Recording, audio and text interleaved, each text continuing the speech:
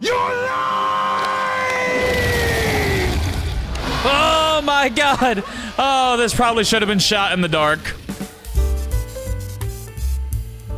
So I've ran into a little bit of a problem here lately. Would you guys like to hear about it? Let's say, hypothetically, that you like two completely different women who offer completely different things. One is a stable person, you know, someone you can grow old with, start a family with, take to meet the parents, you know, a trad wife, if you will. And the other one is spontaneous, exciting, sometimes naughty, and a woman you could take out for a wild night on the town. What would you do in this situation? Because that's the situation that I'm in. Except, I'm not talking about women. I'm not talking about men either. Slow your roll there, cowboy. I'm conflicted between two of my favorite things in the entire world. God and dinosaurs. I love dinosaurs, alright? Love them. I mean, who doesn't? Stomping around the jungle, making a bunch of noise. They're just so cool. But I'm also a devout follower of Christ, at least a few days a year, mostly when it's convenient for me. And unfortunately, those two things just don't go together. Everyone knows that God hates dinosaurs. That's why he sent that New Jersey-sized meteor a few thousand years ago to wipe them out. But luckily for me, I think I finally found a solution to this little moral dilemma of mine. I found a little film that expertly combines Christianity and dinosaurs. A little film called VelociPastor. That's right, ladies, gentlemen, and anyone who doesn't fit into those categories. Today on my never-ending journey into the deep depths of Tubi, I'm watching VelociPastor, a comedy horror film written and directed by Brendan Steere. Now, this film is about a Catholic priest who gains a mysterious power that allows him to transform into a dinosaur. Is that really special? I thought all priests could do that. Now, I gotta be honest with you guys, right out of the gate, I didn't have a lot of high hopes going into this movie, but it was actually pretty good. And not even in a, it's so bad, it's good sort of way, but more in a, wow, this is actually made by a semi-competent filmmaker kind of way. I mean, this thing was shot on 16mm film, for God's sake. That's high effort. But before we get into watching the movie, I want to take a quick second to thank this comment for recommending the film. Seriously, thank you. I don't know what my life would be like if I hadn't watched this. And if you have any movie recommendations that you'd like me to review, then please comment them down below. Also, comment your favorite dinosaur. Personally, I'm a pretty big fan of the Plesiosaurus. Or if you're not a big dinosaur person, then comment your favorite denomination of Christianity. Personally, I'm a big fan of Pentecostal. Those dudes charm snakes better than the hot blonde waitress down at my local bar. Tammy, please call me. I think I love you.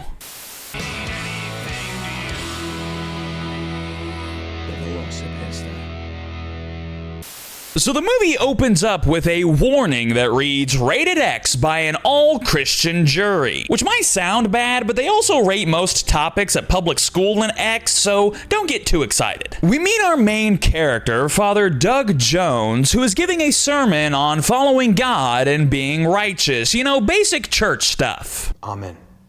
Amen. Thank you.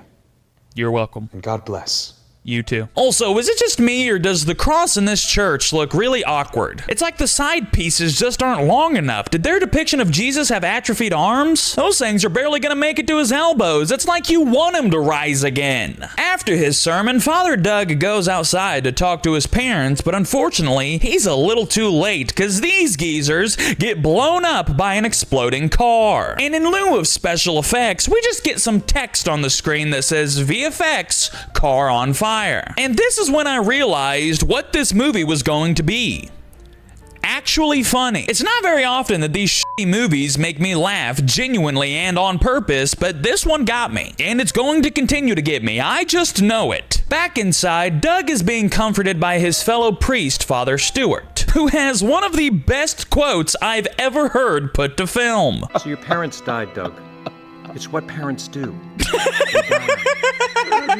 in a better place. Doug starts to question God for killing his parents, and Father Stewart hits him with the classics, everything happens for a reason, you gotta have faith, blah, blah, blah, blah, blah. And this is how I know Father Stewart is a better man than me, because I would have been like, actually, it's because you masturbated that one time when you were 12. Well, you should have kept your hands out of your pants, and then you'd have parents that weren't cooked well done, sinner. Father Stewart tells Doug that he needs to take some time to himself and get away, travel somewhere where God can't follow. So, your local Magic the Gathering shop? God hasn't been there in at least 20 years. Yeah, where can you escape God? Oh, buddy, back up. Hold on now. Hey, personal space. Social distancing. You're a little close for comfort. Then we get the opening credits, which are super sick. It's just Doug driving his car to some rock music with some classic blaxploitation font on top, but it's such a vibe. I absolutely love it. Yo, the gaffer gets an opening credit? Hell yeah, dude. About time. Gaffers don't get the love that they deserve. Every movie that you've ever loved would fall apart without a gaffer. Doug takes Father Stewart's advice and he goes somewhere where God can't follow. China, or the woods behind the director's house. I mean, the jury's still out on that one. Call me racist all you want, but I don't think they have trees like that in China. China. While visiting China, Doug witnesses this random woman get shot in the back by a ninja. Oh my God. Are you hurt?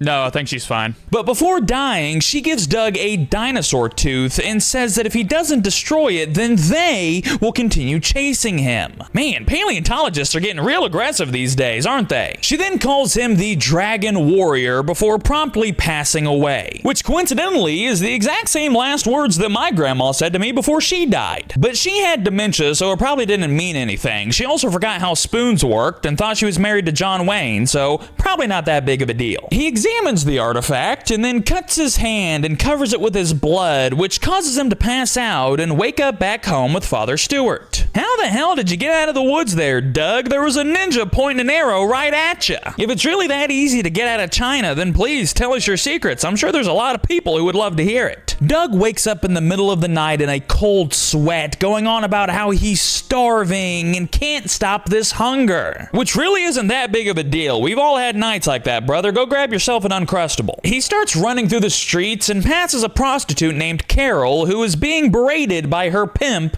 Frankie Mermaid, which is the coolest name I've ever heard. And if you're curious why his name is Frankie Mermaid, apparently it's because he's swimming in bitches. That's really funny. It's kind of the same reason why people call me Johnny Desert.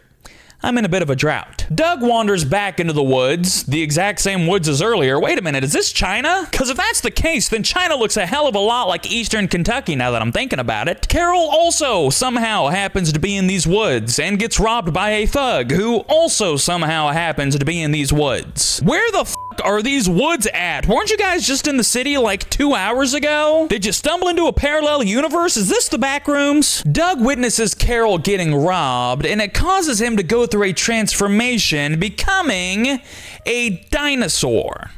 That's why it's called VelociPastor. Dino Doug saves Carol's life by ripping this dastardly bastard's head clean off his shoulders and throwing it to the side. Except it's totally a mannequin's head, but just please ignore that. The stuntman was being kind of a pussy that day and didn't want to go through with the stunt. Doug wakes up the next morning at Carol's house, and Carol explains to him what happened the night before.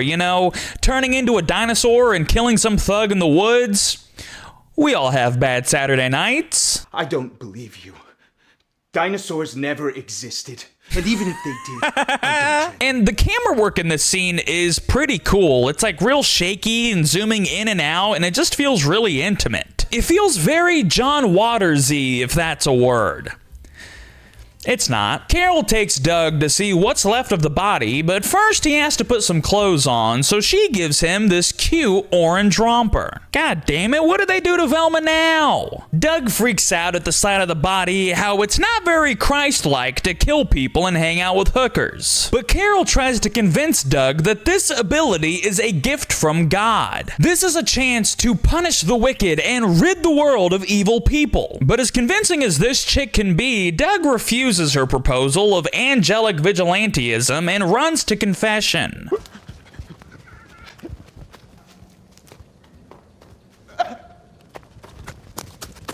And guess who's up first for confession today? None other than the legend himself, Frankie Mermaid. And Frankie's confessions are pretty good. He mentions murder, drug dealing, human trafficking, and worst of all, stealing candy from a baby. And then throwing that baby in a river so that it couldn't snitch. Man, Frankie Mermaid is a real one. Free my boy Frankie Mermaid. I don't know what he did, but he should be back out on the streets. Everyone gets one felonious assault of a minor. Then he tells Father Doug about this one time a few months ago where he blew up a car and killed an old couple in front of this very church. What are the odds? Frankie Mermaid killed Father Doug's mom and dad. Well, it's a good thing that Doug doesn't have a velociraptor hand that's capable of reaching through the screen and killing Frankie Mermaid.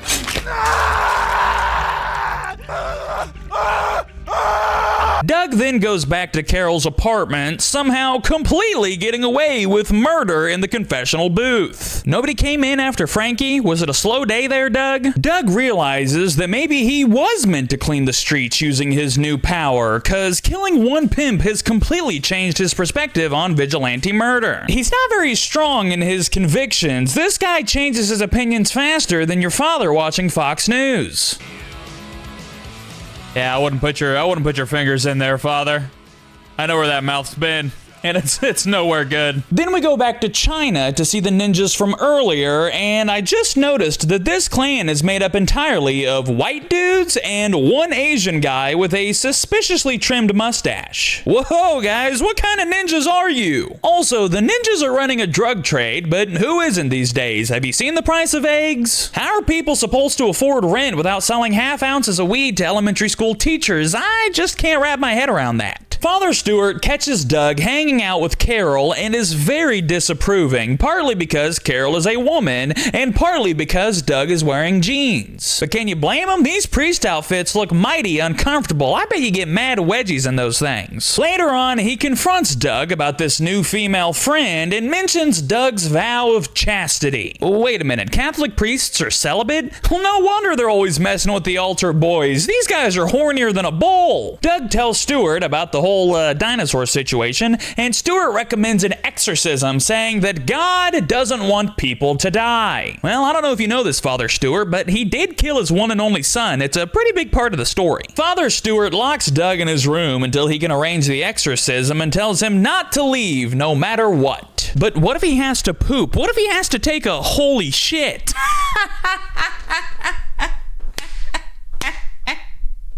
Doug sits and sulks in his room, and we see that he's wearing some sick white Chuck Taylors. What kind of priest is this? This guy rocks! This outfit's a little something that we call confession at 10, but Warped Tour at noon. Doug reminisces about his parents and ponders what they would have said in this situation. And I didn't know them very well, but I'm pretty sure they would have said something like, "Hey son, the car's about to explode. Get down!" So Father Stewart takes Doug to this man named Voltaire, who is going to exorcise this demon. And I kept thinking, oh, Voltaire, that name sounds super familiar. Who is this guy? So I looked him up after the movie, and I found out that this guy is a musician who wrote, in my opinion, one of the greatest songs from any cartoon ever, Brains from Billy and Mandy. Also, after learning that, I decided to watch that episode of Billy and Mandy just for old time's sake, you know? And during that episode, there's a scene where a cop discharges his firearm around a bunch of children, and it feels so out of place in a cartoon. You wouldn't see that nowadays, not after woke ruined everything. So Father Stewart mentions that he hasn't had to see Voltaire since the war, and then we get a war flashback that has nothing to do with Voltaire.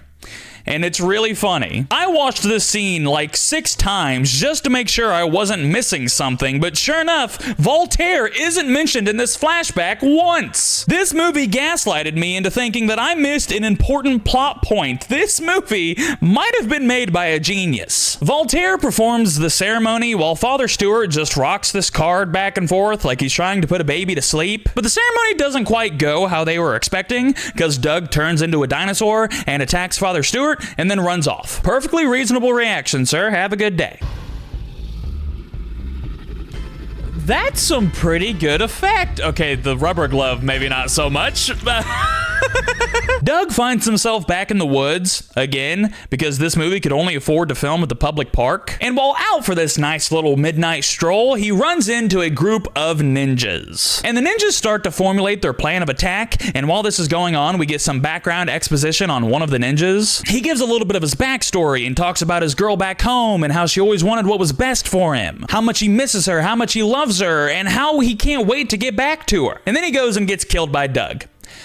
I can't believe I'm saying this, but I think this movie was made by the next Martin Scorsese. Doug shows up at Carol's apartment and for some reason is covered in newspapers like he's a homeless man in an alley. Carol and Doug kiss and they start to make love, and I think this is the best example of how good the filmmaking actually is in this movie. The way this sex scene is shot is on another level, not even just compared to other shitty B movies, but compared to like real big budget movies. I know this comes as a surprise by the way that I look, but I hate sex scenes in movies. A lot of the times they feel useless, and 99% of the time they are the exact same. A couple of characters kiss, they grind on each other, and then they fall asleep together, showing that these two characters are now in love. Whereas in this movie, there's really no sex being shown. The story is being told to you, not just by their physical actions, but through the style of the editing, like color correction. Doug, the holy priest, is color graded green, representing life and nature, while Carol, the provocative whore, is color graded red, representing deep, fiery passion. I mean, if you have just a couple of minutes, go find VelociPastor and watch this scene.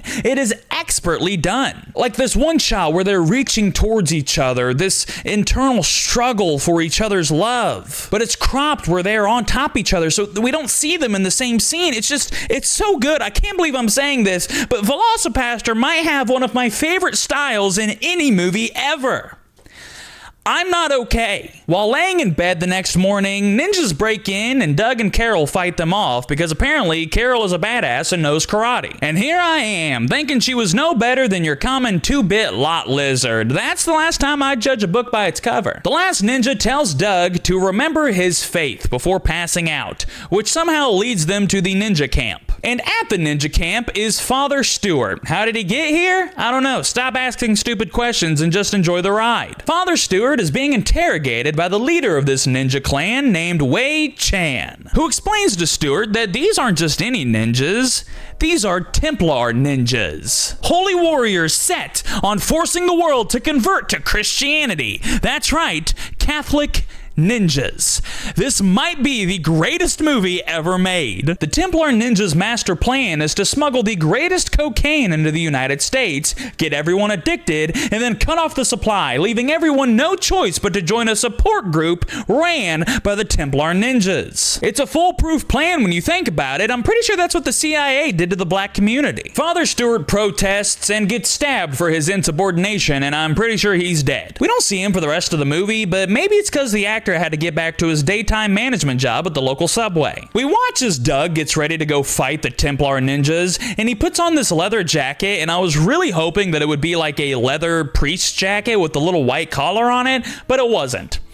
So -1, we're docking the movie a point, because that would have been fucking sick. So Doug and Carol infiltrate the ninjas' camp, which is also in the woods. I don't know if I mentioned that earlier, but there's a lot of woods in this movie. And for some reason, Doug is swinging around nunchucks like he can't turn into a fucking dinosaur. But before the fight can get underway, one of the ninjas gives a speech about how Doug was stupid to come here in the first place. And that ninja takes off his mask to reveal that he is Doug's brother. Now that is a twist. I didn't even know Doug had a brother.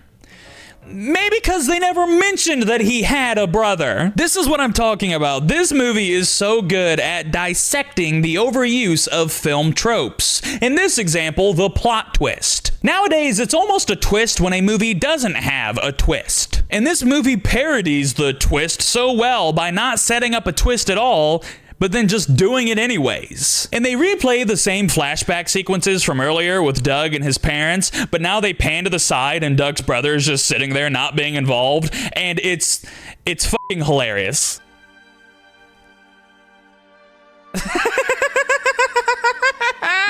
I'm sorry, I can't hide it anymore. I think Brendan Steere might be a genius. This guy might be the Van Gogh of our generation. One day we're gonna look back and realize that we never appreciated this artist. Doug and his brother fight while Carol just does this idle Mortal Kombat pose in the background. And then Doug gets his brother's sword by using the Force. Yeah, he's got the Force now, too. Doug kills his brother, and Carol gets slashed by this giant ninja, and she falls face down like a Family Guy character. It's pretty funny. Enraged by Carol getting hurt, Doug turns into a dinosaur.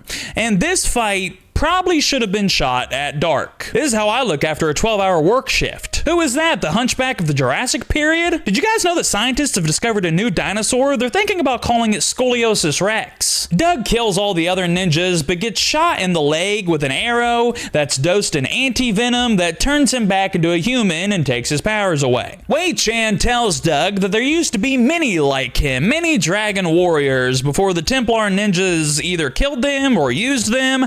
I don't know, I wasn't really paying attention. It's some extended universe shit. I'm sorry, I didn't read the comics. But while this is going on, Doug tells Wei Chan that his hand is immune to the anti-venom. So he grabs Wei Chan by the throat and rips his fucking head off. Don't zoom on that. You're not supposed to show it that much. It ruins the illusion. Only through the elimination of violence will we finally be able to achieve world peace.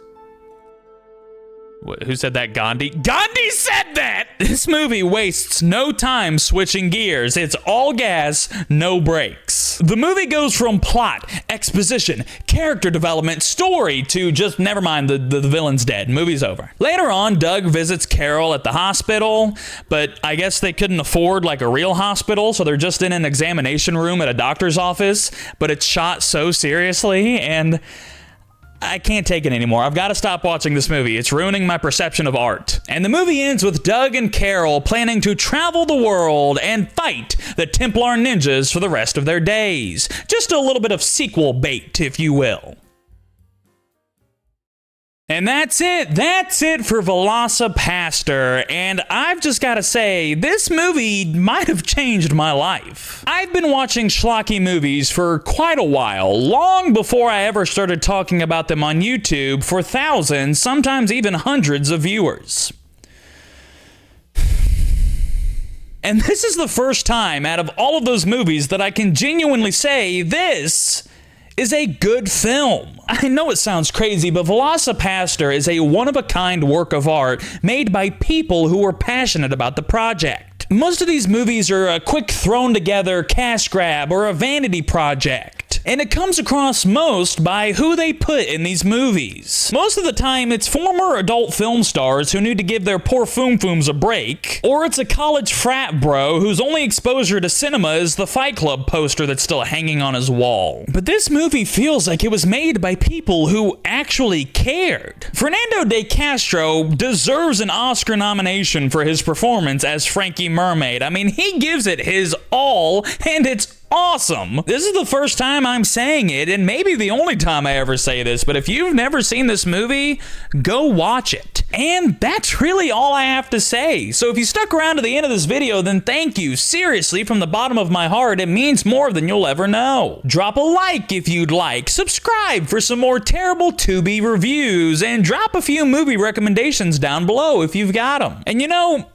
I think I actually learned something from this movie. Just because you're a follower of Christ doesn't mean you can't enjoy a few worldly pleasures every so often. I'm not saying that it gives you permission to crank your hog until it squeals, but why should I feel so conflicted about my love for something as innocuous as dinosaurs? You know what? That's it. I'm making it official. I am a Christian who loves dinosaurs, and if that's so wrong, then God, strike me down now.